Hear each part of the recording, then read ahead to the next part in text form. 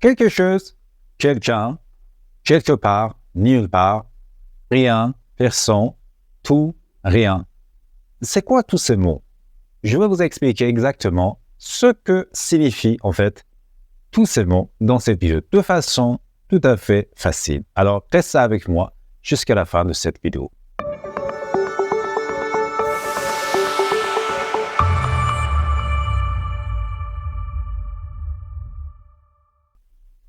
Je commence par quelque part. Quelque part, c'est-à-dire dans un endroit qui n'est pas précisé. Par exemple, si quelqu'un dit « je vais quelque part ce soir », c'est-à-dire « je vais à un endroit », mais on ne sait pas exactement à quel endroit. Maintenant, d'autres exemples. Par exemple, vous pouvez dire que j'ai mis mes clés quelque part, mais je ne m'en souviens pas. J'ai mis mes clés quelque part, mais je ne me souviens pas. C'est-à-dire, je ne peux pas retrouver mes clés. Un autre exemple. Tu veux aller quelque part, tu veux aller quelque part, tu veux aller dans un endroit, tu veux aller quelque part. Normalement, quelque part est utilisé dans les phrases positives, mais dans les phrases négatives, quelque part devient nulle part, c'est-à-dire à aucun endroit. Nulle part. Par exemple, je ne trouve pas mes clés nulle part. Je ne trouve pas mes clés nulle part. Ou par exemple, je ne veux aller nulle part. Je ne veux aller nulle part. Je reste à la maison. Je ne peux pas dire je ne veux pas aller nulle part. Parce que quand vous utilisez nulle part dans la phrase négative, il faut supprimer pas. Il ne faut pas utiliser pas. Je ne peux pas dire je ne veux pas aller nulle part. C'est faux. Il faut dire je ne veux aller nulle part. Je reste à la maison. Après ça, nous avons aussi une autre expression. Quelque chose. Quelque chose. C'est-à-dire une chose qui n'est pas précisée. Par exemple, tu as une minute. Je veux te dire quelque chose. Tu as une minute, c'est-à-dire tu peux me donner une minute de ton temps parce que je veux te dire quelque chose. Alors la personne peut dire, oui, bien sûr, mais qu'est-ce que tu veux me dire? Parce que tu as dit quelque chose. Quelque chose, ce n'est pas clair. Je ne sais pas de quoi tu vas parler. Un autre exemple. Je pense que tu as faim. Tu veux manger quelque chose? Je pense que tu as faim. Tu veux manger quelque chose. Comme d'habitude, dans les phrases négatives, on utilise quelque chose.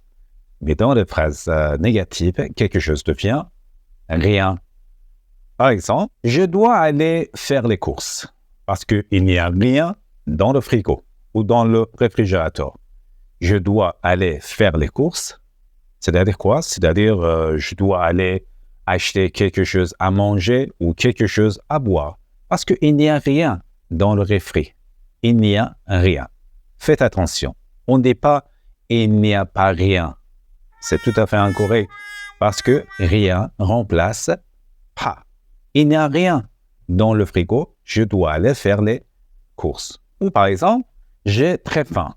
J'ai très faim parce que je n'ai rien mangé ce matin. J'ai très faim. Je n'ai rien mangé ce matin. Après quelque chose, on utilise quelque chose pour indiquer les choses, les objets, mais pour les personnes, il faut dire quelqu'un. Quelqu'un, c'est-à-dire une personne qui n'est pas précisée. Supposons que, par exemple, votre ami vient d'emménager dans un nouveau quartier. Alors, vous lui demandez, tu connais quelqu'un dans ce quartier? Tu connais quelqu'un dans ce quartier? Alors, ce quelqu'un peut être un homme, une femme, un garçon, une fille. On ne sait pas exactement. Ou par exemple, quelqu'un frappe à la porte. Je vais ouvrir. Quelqu'un frappe à la porte. Je vais ouvrir. Frapper à la porte, c'est-à-dire que vous frappez sur la porte pour que le propriétaire de la maison ou de l'appartement ouvre la porte. Quelqu'un frappe à la porte, je vais ouvrir. Comme d'habitude, quelqu'un dans les phrases positives, mais dans les phrases négatives, quelqu'un devient personne. Maintenant, des exemples. Je suis étranger, je ne connais personne dans cette ville.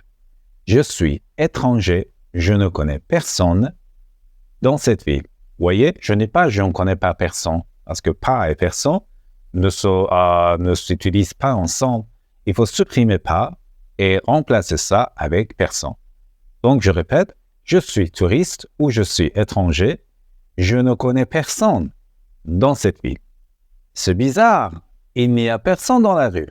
C'est bizarre, c'est étrange, c'est incroyable, il n'y a personne dans la rue. On arrive à une autre expression, à un autre mot, c'est tout. Tout, c'est un pronom, en fait, qui veut dire toute chose. Au lieu de dire toute chose ou toutes les choses, vous pouvez tout simplement utiliser tout. Par exemple, je sais tout. Je sais tout. C'est-à-dire que j'ai toutes les informations ou je suis complètement informé. Je sais tout. Parfois, vous pouvez aussi utiliser tout au début de la phrase. Par exemple, tout est possible. Tout est possible, c'est-à-dire que toute chose est possible.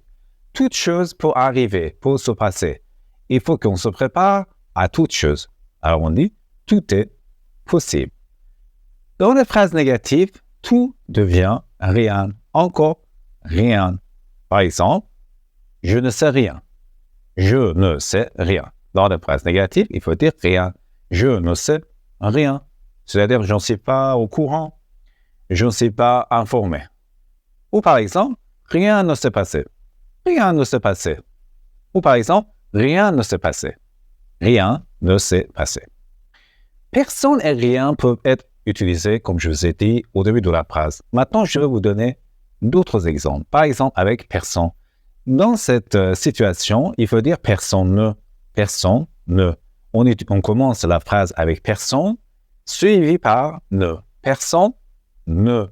Par exemple, ça fait 5 minutes que je téléphone, mais personne ne répond. Ça fait 5 minutes que je téléphone, et personne ne répond. Personne ne répond au téléphone. Ça fait 5 minutes que je téléphone, mais personne ne répond. Je vais au cinéma. Personne ne veut venir avec moi. Je vais au cinéma. Personne ne veut venir avec moi.